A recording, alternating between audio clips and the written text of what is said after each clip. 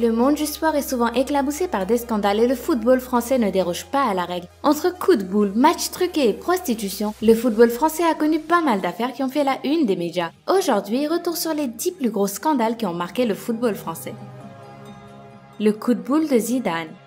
En 2006, lors de la finale de la Coupe du Monde à Berlin opposant la France et l'Italie, se produira l'une des confrontations qui a marqué l'histoire du football français. En effet, Zinedine Zidane, capitaine de son équipe à l'époque et jouant le dernier match avec le maillot des Bleus, donne subitement un coup de tête à un joueur italien, Marco Materazzi, à la 117e minute. Un coup de boule qui choque les supporters et qui vaudra un carton rouge à Zizou après que Marco se soit effondré. La France, contrainte de jouer à 10, perdra le match et verra l'Italie sacrée championne du monde. Après enquête, il s'avérera que Zidane, voyant que Materazzi tirait sur son maillot, lui aurait dit « Si tu veux vraiment mon maillot, je te le donne après le match. » Et c'est alors que l'Italien un peu effronté lui aurait répondu « Je préfère ta bip de sœur ». Une phrase qui déclencha le célèbre coup de tête qui a depuis fait l'objet de multiples parodies et même d'une sculpture. VAOM, l'affaire des matchs truqués.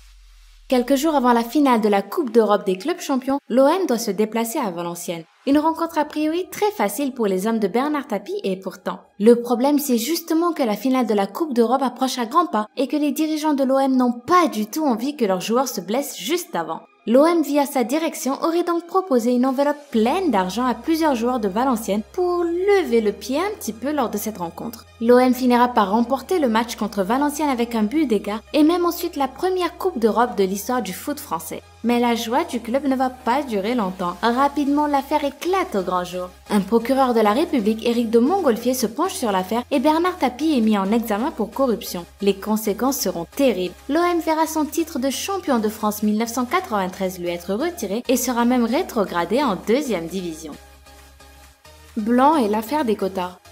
Le 8 novembre 2010, le directeur technique national du football français François Blacquart propose lors d'une réunion de limiter à 30% le nombre de Noirs et d'Arabes dans l'équipe des Bleus. Selon Mediapart, qui est le premier à révéler cette affaire, ce principe aurait été secrètement approuvé par des dirigeants des instances footballistiques, dont le sélectionneur de l'époque, Laurent Blanc. L'un des arguments avancés par les cadres du foot est que beaucoup de joueurs binationaux ou pouvant prétendre à une double nationalité choisissent finalement le maillot d'une équipe étrangère après avoir été formés dans les centres français. Laurent Blanc lui-même émettra lors de cette réunion un avis favorable sur le sujet, en précisant qu'il était désolé de voir que c'était toujours le même prototype de joueur qui était formé, à savoir grand, costaud et puissant, et que les Blacks étaient les seuls qui remplissaient ces critères. Fragilisé par ces propos et attaqué de toutes parts, Laurent Blanc va se rétracter quelques jours après dans un communiqué en affirmant que ses propos avaient été sortis de leur contexte et qu'il s'excusait d'avoir heurté certaines sensibilités.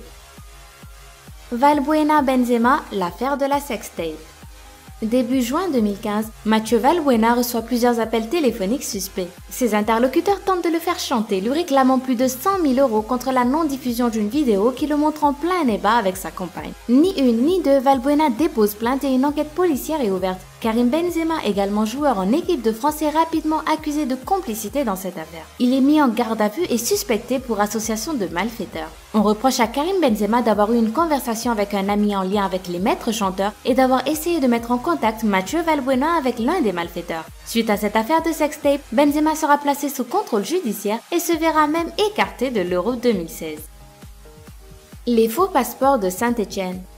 Pour comprendre l'affaire des faux passeports de Saint-Étienne, il faut d'abord savoir que la législation européenne limite à 3 le nombre d'étrangers par équipe. Et c'est pour contourner cette loi que certains clubs ont eu parfois recours à de faux passeports. Leur stratégie a été d'essayer d'obtenir un passeport d'un des pays de l'Union européenne afin que le quota de joueurs extra-communautaires ne soit pas dépassé. En France, Monaco, Strasbourg, Metz et surtout Saint-Étienne sont entrés dans cette stratégie. En 2001, on découvre que certains footballeurs non communautaires de Saint-Étienne sont parvenus à se procurer de faux passeports grecs, italiens ou portugais. Les joueurs concernés sont le gardien de but ukrainien Maxime Levitsky, qui évoluait avec un faux passeport grec, ou encore les Brésiliens Alex et Aloisio qui avaient opté eux pour un passeport portugais. Suite à une procédure de vérification des passeports engagée par la police, les joueurs ainsi que le club ont été exposés à des sanctions pénales et sportives. Saint-Étienne se verra ainsi relégué en seconde division et les 3 joueurs seront suspendus.